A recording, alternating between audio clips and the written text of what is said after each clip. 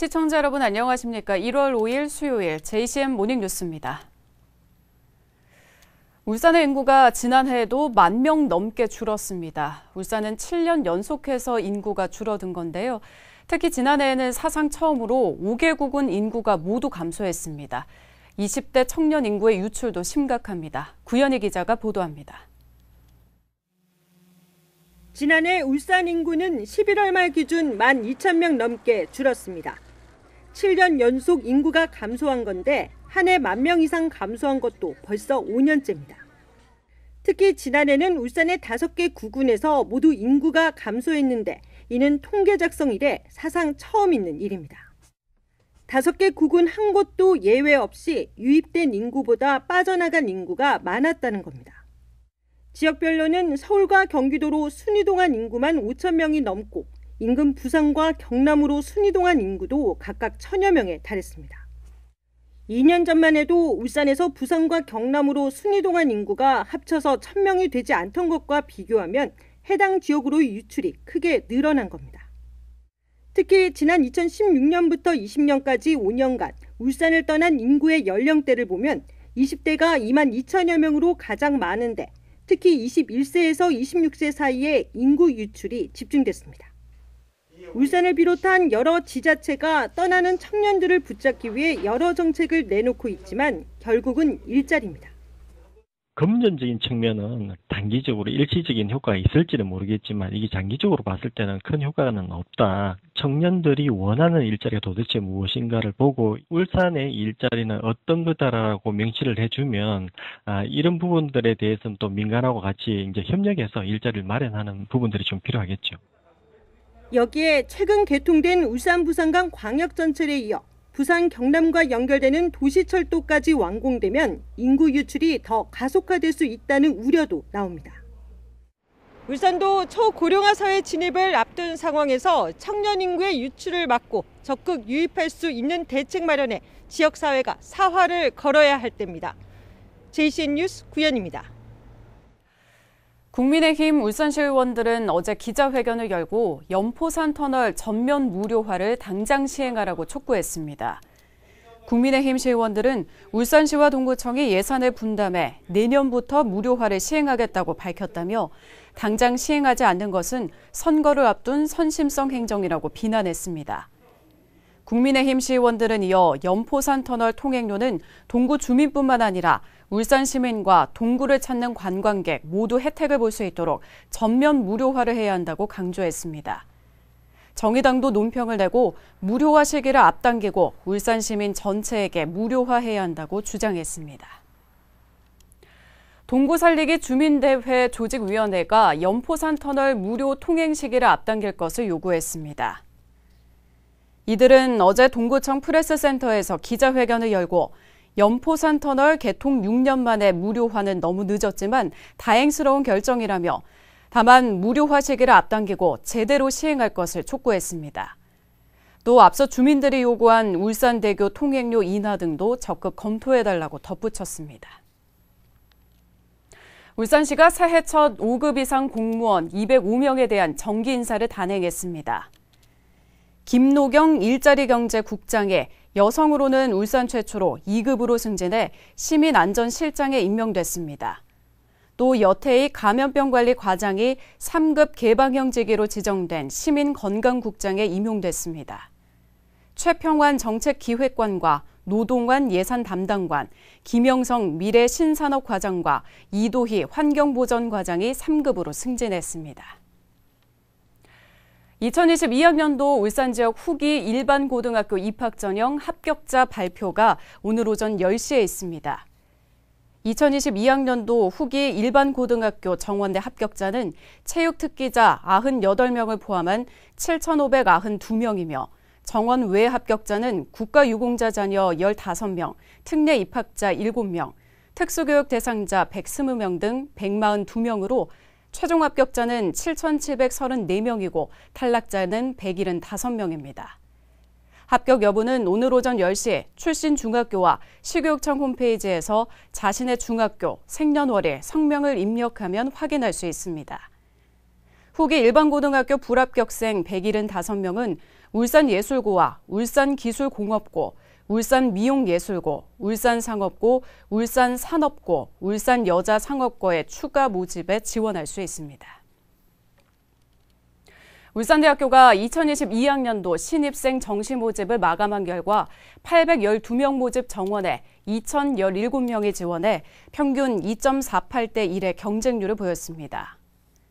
이번 정시 모집에서는 저탄소 그린 에너지 분야 인재를 집중 육성하는 화학공학부가 9.58대 1로 가장 높은 지원율을 보였습니다. 이어 법학 전공 8대 1, 사회복지학 전공과 행정학 전공이 각각 5대 1, 경영계열 4.19대 1, 산업경영공학부 4.03대 1로 비교적 높은 경쟁률을 보였습니다. 울산대는 수능 성적만 반영하는 모집 단위는 별도 고사 없이 오는 18일에, 그 외 모집 단위는 실기 또는 면접고사를 거쳐 2월 8일에 합격자를 발표할 예정입니다. 지난해 울산 지역 연간 수출액이 760억 달러로 6년 만에 최고치를 기록했습니다. 유가 상승에 따른 석유 제품 수출 호조세와 자동차와 조선 등 울산의 주력 산업 수출이 크게 개선되면서 거둔 성과인데요. 올해도 좋은 흐름이 유지될 것으로 보입니다. 김영하 기자가 보도합니다. 울산의 2021년 연간 수출액이 760억 달러를 기록했습니다. 2015년 729억 달러 이후 6년 만에 최고치를 달성했습니다. 통관 기준 잠정치로 확정치와 약간의 차이는 있지만 730억 달러 이상은 확실한 것으로 예측됐습니다. 2011년 1015억 달러로 최고 정점을 찍은 이후 국제 유가 하락 등의 영향으로 지속적으로 하락하다가 지난해 762억 달러로 2015년 수준을 회복했습니다. 지난해도 코로나19와 국제 공급망 불안, 국가 간 무역 경쟁 등 어려운 대외 여건은 계속됐습니다. 하지만 전 세계적인 선박 수요 증가와 석유 화학 제품 단가 상승 등 울산의 주력 산업이 활기를 띠면서 코로나19와 조선업 위기 이전 수준으로 완전히 회복했습니다. 석유 화학 제품의 수출이 늘어난 게 있고요. 또 이제 글로벌 수요가 늘어나면서 선박이나 자동차 수출도 또 상대적으로 많이 늘어났습니다. 특히 석유화학 산업이 중국과 아세안 등 주요 시장으로 수출이 대폭 증가하면서 13개월 연속 플러스를 기록했습니다. 또 자동차 수출은 국내 공장의 가동률이 점차 회복되는 흐름을 보이는 가운데 신규로 출시한 친환경차 모델이 EU 등 주요 시장에서 좋은 반응을 얻고 있습니다. 울산시와 무역협회는 친환경 차량과 조선업의 수요 증가, 조선업 수주 회복과 석유화학 제품의 지속적인 단가 상승 등으로 인해 당분간 지속적인 수출 상승이 유지될 것으로 전망했습니다. 석유화학 제품의 수출은 꾸준히 이제 증가세를 유지하겠고요. 작년까지는 선진국 중심으로 수요가 늘어났다면 앞으로는 위드 코로나와 함께 이제 다른 국가들도 신흥국들도 같이 수요가 늘어나는 영향이 있기 때문에 자동차 수출도 좀 긍정적으로 보고 있습니다. 울산은 주력 산업인 자동차와 조선업을 중심으로 지속적인 상승 효과를 유지할 것으로 전망되고 있습니다. JCN 뉴스 김영환입니다. 현대차와 기아가 올해 747만 대 이상 판매하겠다는 목표를 세웠습니다. 현대차와 기아는 지난 3일 국내외 시장에서 올해 각각 약 432만 대, 315만 대를 판매할 계획이라고 밝혔습니다. 이는 지난해 실제 판매 실적에 비해 각각 12.1% 증가한 수치로 현대차 그룹은 미국 시장에 프리미엄 브랜드 제네시스와 스포츠 유틸리티 차량 판매를 늘리고 유럽 시장에 전기차와 하이브리드 전기차 등 친환경차 판매를 확대할 계획이라고 설명했습니다. 울산향교가 지역 향교시설 개보수 지원 사업 대상으로 선정돼 국비와 지방비 등 1억 원의 사업비를 확보했습니다. 이채익 국회 문화체육관광위원장에 따르면 울산향교의 부속 건물인 명륜당과 동제와 서재는 출입문이 없어 노후화가 급속도로 진행되고 있어 개보수가 시급하다는 향교 관계자들의 건의에 따라 문화체육관광부로부터 개보수 사업비를 확보하게 됐다고 밝혔습니다. 이에 따라 울산향교는 올해 출입문과 냉난방기를 설치해 문화교육과 장의연수, 내방객 설명회 등 각종 프로그램을 확대 운영할 수 있게 됐습니다.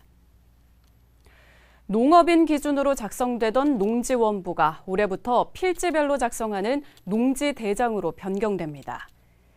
오늘 4월 15일부터 시행되는 농지법 시행령 일부 개정안의 주요 변경 내용 가운데 농지원부 작성 기준이 농업인에서 필지별 농지로 바뀌고 1000제곱미터 이상만 대상이던 면적 기준이 폐지돼 모든 농지가 대상이 됩니다. 농지대장은 소재지 행정기관에서 작성하고 관리하게 됩니다. 또 등기부 등본 등 타 데이터베이스와 연계가 가능해져 대국민 정보 활용과 알 권리 증진에 도움이 될 것으로 기대됩니다. 울산시가 올해부터 6.25 전쟁과 월남전 참전 유공자 가운데 전몰, 전상자 유족에게 참전 유족 수당을 지급합니다. 대상은 전몰, 전상자 유족 3천여 명이며 매달 5만 원이 지급됩니다. 울산시는 지급 대상자 가운데 75%가 65세 이상 고령인 점을 고려해 별도 신청 없이 보훈급여 지급 통장으로 지급할 계획입니다. 보훈급여 이력이 없거나 신규 등록, 계좌 변경을 원할 경우 울산시청이나 구군행정복지센터로 방문해 신청하면 됩니다. 울산상공회의소가 제34회 울산상공대상 후보자를 모집합니다. 올해로 34회째를 맞는 울산상공대상은 경영대상과 기술대상, 안전대상 등 모두 3개 부문에 각 1명씩 선정해 시상할 예정입니다. 지원 자격은 울산에서 최근 5년 이상 상공업을 영위하고 있거나 상공업체와 관련된 단체에 근무하고 있어야 하며 후보자 신청은 다음 달 7일까지 받습니다. 상공대상 수상자에게는 상패와 상금 200만 원이 수여되며 시상식은 오는 3월 23일 제49회 상공의 날 기념행사와 함께 열립니다. 올해 울산교육의 비전은 지속가능한 미래교육으로 정해졌습니다. 노옥희 울산시 교육감은 어제 신년 기자회견을 열고 이미 다가온 미래에 대응하고 또 앞으로 다가올 변화를 대비하기 위한 교육 정책들을 추진하겠다고 밝혔습니다. 재선 도전에 대해서는 간접적으로 출마 의사를 전했습니다. 이현동 기자의 보도입니다. 올해 울산 교육의 비전은 지속 가능한 미래 교육입니다. 노옥희 울산 교육감은 신년 기자회견을 열고 이같이 밝혔습니다. 가장 먼저 학생 맞춤형 교육 회복과 교육 복지 지원을 강화합니다. 코로나19 장기화로 발생한 학습 결손을 메우고 지속적인 보편 교육 복지를 확대합니다. 보편 복지도 진짜 확대를 해서 올해는 3월 초등학교 입학하는 신입생들에게 입학지원금 10만 원을 지원하게 되겠습니다. 미래의 변화에 대응하는 교육 기반 구축도 본격화합니다. 융합형 선진 교실 구축과 그린스마트 미래학교 전환, 초등학교 1학년 급당 학생 수 20명 이하 편성 등으로 미래 교육 환경을 조성합니다. 학생 중심 수업과 학생 자치를 활성화하고 생태 환경 교육의 토대도 마련하기로 했습니다. 지난 임기 동안의 아쉬움도 밝혔습니다. 사립유치원 무상교육을 이루지 못했고 학급당 학생 수 20명 이하 법제화 문제, 학교 비정규직 문제 등 교육감 권한으로는 한계가 있었다고 지적했습니다. 단일학교, 거대학교의 문제, 그리고 학급당 학생 수를 20명 이하로 줄이는 문제 이런 부분들이 법제화되고 또 권한이 지방으로 교육감에게 이양되는 이런 과정이 좀 필요하지 않을까 생각을 합니다. 재선 도전에 대해서도 입장을 밝혔습니다. 노 교육감은 교육감 임기 기간 일정한 성과도 있었지만 변화와 혁신에는 생각보다 많은 시간과 노력이 필요하다는 생각을 하고 있다며 재선 도전 의지를 내비쳤습니다. JCN 뉴스 이현동입니다. 전국 한우협회 울산광역시 지회는 어제 울주군청에서 2천만 원 상당의 한우 불고기를 대한적십자사 울산지사에 전달했습니다. 정인철 한우협회 지회장은 코로나19 장기화로 어려운 이웃들에게 건강한 먹거리를 전달하고 싶다고 말했으며 기증한 한우 불고기는 울주군 관내 소외계층 가정에 전달될 예정입니다. 한국수력원자력 서울원자력본부가 발전소 주변 학교 졸업생들에게 장학금을 전달했습니다. 서울본부는 어제 원전 주변 8개 초중고 졸업생 56명에게 장학금 1,280만 원을 전달했다고 밝혔습니다. 이번 장학금과 장학증서는 코로나19로 별도의 전달식 없이 비대면 방식으로 전달됐습니다. BNK 경남은행은 모바일 뱅킹 앱을 통해 흩어져 있는 금융자산을 파악하고 관리할 수 있는 마이 자산 서비스를 시행한다고 밝혔습니다. 마이 자산은 은행과 카드, 증권, 보험, 페이, 통신 등 여러 회사에 분산돼 있는 금융자산을 통합 조회할 수 있는 서비스입니다. 특히 시각화된 자산 리포트를 통해 자산 비중과 변동 내역을 실시간으로 쉽게 파악할 수 있으며 카드 사용 내역을 토대로 소비 습관을 분석하고 지출 예산을 설정할 수 있는 기능도 1월 중에 선보일 예정이라고 밝혔습니다. BNK 경남은행은 자사 모바일 뱅킹 앱 자산관리 코너에 접속해 약관과 개인정보 이용 등의 절차를 거치면 된다고 덧붙였습니다. 울산 사회적경제 판로지원센터의 홍보대사로 JCN 울산중앙방송 박지혜 아나운서가 위촉됐습니다. 박지혜 아나운서는 지난해부터 실시된 센터의 라이브 커머스 생방송에 3차례 출연했으며 올해도 쇼호스트로 출연해 재능 기부에 나설 예정입니다. 한편 울산 사회적경제판로지원센터 이진영 이사장은 지난해 시작된 라이브 쇼핑 방송으로 새로운 고객 유입과 매출 향상은 물론 회원수도 증가하고 있다며 온라인 쇼핑에 대한 지속적인 지원의 필요성을 강조했습니다. 중구청이 지역 문화예술인들에게 중구 원도심 내 복합 문화공간인 상일상회를 전시 공연 공간으로 무상 제공합니다. 중구청은 코로나19로 인해 어려움을 겪고 있는 지역 작가와 공연 예술가 등의 창작 활동을 지원하고 주민들의 문화예술 향유 기회를 확대하기 위해 상일상회 공간 지원 사업을 마련했습니다. 지원 대상은 울산에 주소지를 둔 문화예술 분야 개인과 단체 등으로 오는 17일까지 중구청 누리집에서 신청이 가능하며 심사를 거쳐 10개 팀에게 전시 공간 무료 대여와 함께 홍보비도 지원할 계획입니다. JCN 모닝뉴스를 마칩니다. 함께해 주신 여러분 고맙습니다.